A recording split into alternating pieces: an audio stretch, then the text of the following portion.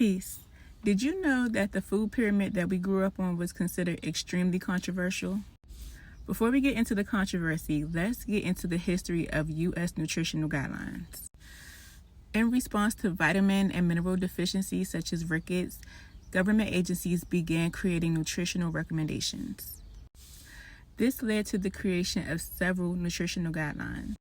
There were guidelines in the 30s in response to the Great Depression, guidelines in the 40s in response to wartime and the rationing of foods, which was then followed by the Basic Four of the 50s.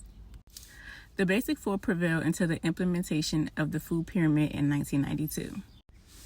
This was adopted into practice from a Swedish predecessor in response to the fatty foods and heart disease scare of the 70s. I know y'all remember seeing posters like this in your textbooks, the doctor's office, TVs, commercials, just everywhere. Okay, so now let's get into the controversy.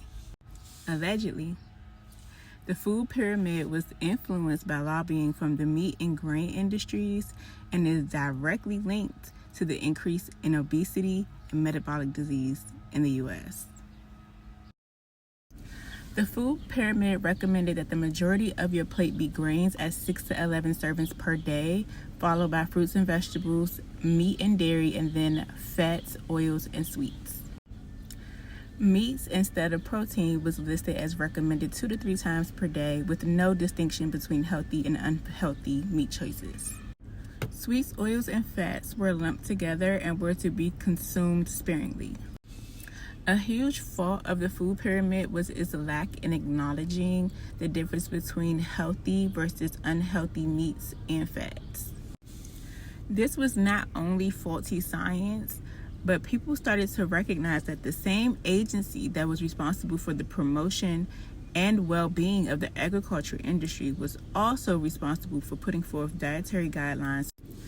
Private companies lobbied to have the nutritional value of grains and meats ranked higher or literally placed at the base or bottom of the food pyramid.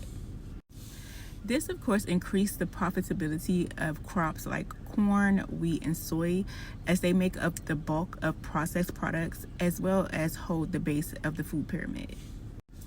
They also receive subsidies such as direct payments and crop insurance, which stabilize and even enrich agricultural industry. Having a hold on the food pyramid allowed the subsidies to flow.